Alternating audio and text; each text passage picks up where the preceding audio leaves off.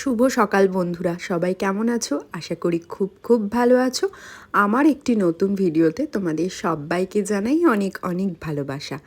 আজকের দিনটা ছিল রাখি পূর্ণিমা, তাই সকাল সকাল একটু ঘুম থেকে উঠে পড়েছি। আর উঠেই ছাদে এসে দেখি বাইরের ওয়েদারটা আজকে এত সুন্দর, পুরো মেঘলা একটা ওয়েদার। আর সকালের ওয়েদারটা তো এমনিই খুব সুন্দর থাকে, তাই না? আর দেখো এখানে আমাদের গাছে কিছু ফুল ফুটেছিল। আমি এখানে আমার গোপুসোনাকে দেবো বলে ফুলগুলো তুলে ফেলেছিলাম। এই গাছটায় না আমাদের প্রতিদিন প্রায় অনেকগুলো করে ফুল ফোটে। আর আজকে যেহেতু রাখি পূর্ণিমা ছিল, আমাদের বাড়িতে রাখি পূর্ণিমার পুজো, তাই এখানে শাশুড়ি মা সমস্ত জোগাড় করছে। আর মায়ের কতদূর জোগাড় হলো আমি সেটা দেখতে চলে এসেছি। তো এটা হলো আমাদের ঠাকুর ঘর, এটা ঠাকুরের সিংহাসন। আর একদম ওপরে দেখো এই যে এখানে হচ্ছে আমার বড় মা। এখানেই আমি বড় মাকে রেখেছি, কারণ এই ছবিটা আমার মা আমাকে বিয়ের পর দিয়েছিল। মা নৈহাটি গিয়েছিল বড় মায়ের কাছে পুজো দিতে, ওখান থেকেই আমাকে এনে দিয়েছিল। আর এই সিংহাসনে যে ঠাকুরটা দেখছো, এটা আমাদের বাবা ধর্মরাজ। উনি আমাদের গ্রামের বাড়িতে পূজিত হন, কিন্তু এই ভাদ্র মাসে আমাদের পালা থাকে, তাই গোটা ভাদ্র মাস ধর্মরাজ আমাদের বাড়িতে থাকেন। আর এইখানে সমস্ত ঠাকুর শুয়ে আছে, কারণ তখনও বাবার পুজো হয়নি। এই যে মা গুছিয়ে দিয়েছে, বাবা এবার নিত্য পুজো যেটা হয় ধর্মরাজ ঠাকুরের, প্রথমে সেটা করবে, তারপর আমাদের বাড়িতে নারায়ণ পুজো হবে। আর মা এখানে করছে লুচি, সুজি, 5 রকমের ভাজা। ওইগুলো এখনও হয়নি, তো মা সেইগুলোই রেডি করছে। আর আমি তারপর এখানে চলে এসেছি স্নান টান করে। আর আমার বাড়ি থেকে আমি আমার গোপুসোনাকে নিয়ে এসেছি রাখি পরাবো বলে। আমি আমার বরকে সকালবেলায় বললাম যে আমার গোপুসোনাকে এনে দাও, রাখি পরাবো, না হলে আমাকে আবার ওই বাড়ি যেতে হতো। আর যেহেতু আমাদের বাড়িতেও আজকে পুজো ছিল, তাই আমার মাও বলল যে নিয়ে আয় গোপালকে এই বাড়িতে, তাই সেই জন্য নিয়ে এসেছি। আর সবার প্রথমে আগে গপুকেই রাখি পরিয়ে নিয়েছি। আর তারপর মা এখানে সেদিনকে একটু ভোগ দিয়েছিল, তাই জন্য গোপুসোনাকেও একটু ভোগ নিবেদন করা হয়েছিল। তারপর বাবা এখানে পুজোতে বসে পড়লো। আর আমাদের এই আসনে কিন্তু শুধু ধর্মরাজ নয়, বিভিন্ন রকমের ঠাকুর আছে। ধর্মরাজ, দুর্গা ঠাকুর, শিব ঠাকুর, নারায়ণ শেলা, গণেশ ঠাকুর, আরও 2-1টা ঠাকুর আছে, আমি ঠিক তাদের নাম জানি না। আর আমাদের এই ঠাকুর না মেয়েদের ছুতে নেই, তাই মা সব কিছু গুছিয়ে দেয়।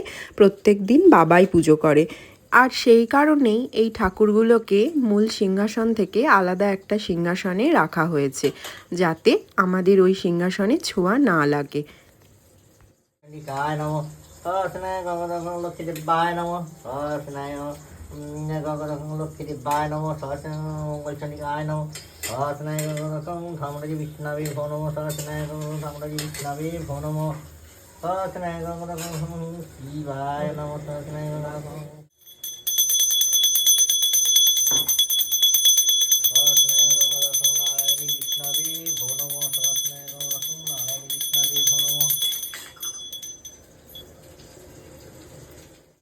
এখানে প্রত্যেকটি ঠাকুরকে পঞ্চামৃত দিয়ে প্রত্যেক দিন স্নান করানো হয়। বাবা সেটাই করলো। আর তারপর তাদেরকে চন্দন, ফুল, বেলপাতা দিয়ে সুন্দর করে সাজিয়ে তাদের সিংহাসনে বসানো হয়। বাবা এখন যাকে সাজাচ্ছে তিনি আমাদের ধর্মরাজ। তারপর এক এক করে সমস্ত ঠাকুরকে সুন্দর করে সাজিয়ে তাদের আসনে বসানো হয়।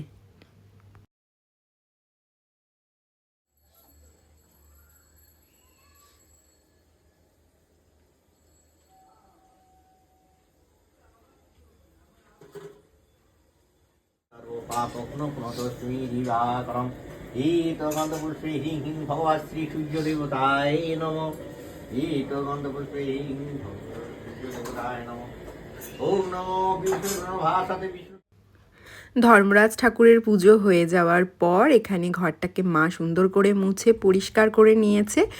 আর ওইদিকে দেখো ভোগও রেডি হয়ে গেছে। এবার হবে আমাদের রাখি পূর্ণিমার জন্য নারায়ণ পুজো। ডায় সরস্বতী মন্ডল মধবতী নারায়ণ সরস্বতী দশনী বিষ্ণু চৌর্বাণ খণ্ডল বাণ কীচহারি বুদ্ধি শঙ্কচক্র এক গন্ধপুষ্পী নারায়ণে বহুরূপায় বিষ্ণবী ভো নম অধিবিতন বিশিষা সপ্রাণ প্রাণ উপান উদান বিনয় সাহা এই তো স্বপ্ন স্বপ্ন সমিশ্রণ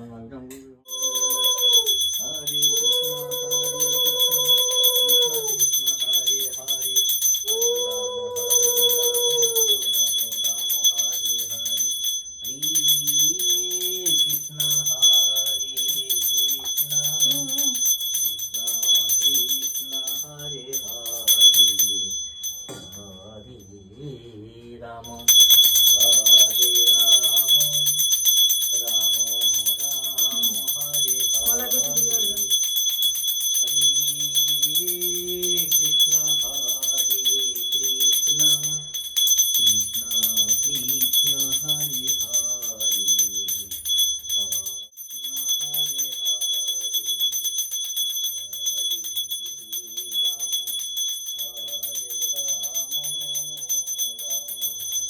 পুজো কমপ্লিট হয়ে গেছে।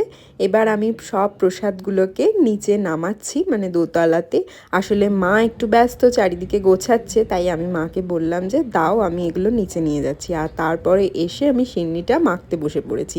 যেহেতু সবাইকে প্রসাদ দেওয়ার ব্যাপার আছে, তাই তাড়াতাড়ি ঝটপট মেখে নিয়েছিলাম। তোমরা একটু কমেন্ট করে দেখে জানিও তো যে সিন্নিটা তোমাদের দেখে কেমন লাগছে। খেতেও কিন্তু খুব ভালো হয়েছিল।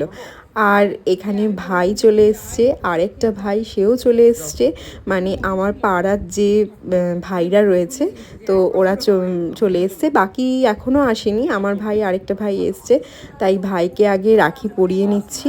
আর আরেকটা যে ভাই এসছিল, ও রাখি পরতে পারেনি, কারণ ওর ঠাকুমা মারা গেছিলো, অসহ্য চলছিল। মানে অসহ্য চলছিল বলতে অসহ্য কেটে গেছিলো, 1 বছর হয়নি, তাই রাখি পরবে না বলে ওকে রাখিটা পরাতে পারিনি। আমি এমনিই ওকে বলেছিলাম যে তুই এমনিই আসিস, একটু প্রসাদ মিষ্টি এগুলো খেয়ে যাস, রাখি তো পরাতে পারবো না, 1 বছর না হলে রাখি পরাতে নেই। তাই শুধু আমার ভাইকেই রাখি পরিয়েছিলাম, আর বাকিরা আসার পর তাদেরকে পরিয়েছি। এই যে আরেকটা ভাই তারপরে চলে এসছে, তাই ওকেও রাখি পরিয়ে নিয়েছি। আর সন্ধেবেলা হয়ে গেছে অলরেডি, মাঝে দুপুরে খাওয়া দাওয়া করে একটু শুয়ে নিয়েছিলাম। আর এই ভাইটা আসার সময় পাইনি সকালবেলা, যেহেতু ওর দোকান আছে, দোকানে বসতে হয়। ও সন্ধেবেলাতে এলো, আমাকে ফোন করে বলেছিল যে দিদি আমি সন্ধেবেলাতে যাবো। আমি বললাম ঠিক আছে, তাই আসিস। তাই ও আসার পর এবার ওকেও রাখিটা পরেই নিলাম। আর তারপর আমি চলে যাব এবার আমার ওই বাড়িতে, মানে আমার বাপের বাড়িতে। আর কেন গেছিলাম সেটা হচ্ছে এই যে আমার গোপু সোনাকে সকালবেলায় নিয়ে এসেছিলাম, তাই গোপু সোনাকে বাড়িতে দিতে যাচ্ছি। কারণ আমার মা আবার গোপু সোনাকে ছাড়া থাকতেই পারে না। মা তাই বলল যে রাতে দিয়ে যাস। তা এবার আমি আমার বরের সাথে যাচ্ছি ওকে ওই বাড়িতে দিতে। আর ওকে দিয়ে আসার পর সবার শেষে আমার দেওর বাড়িতে এলো। আসলে ওর অফিস ছিল, ও টাইম পায়নি, অনেক সকালবেলা 8টার সময় বেরিয়ে গেছিলো, তাই ওকে রাখি পরানো হয়নি। ওকে রাখি পরিয়ে নিয়ে এইভাবেই দিনটা শেষ করলাম। সবাই ভালো থেকো, সুস্থ থেকো, সাবধানে থেকো। দেখা হচ্ছে নেক্সট ভিডিওতে। আর ভালো লাগলে অবশ্যই আমার চ্যানেলটা সাবস্ক্রাইব করে দিও। টাটা।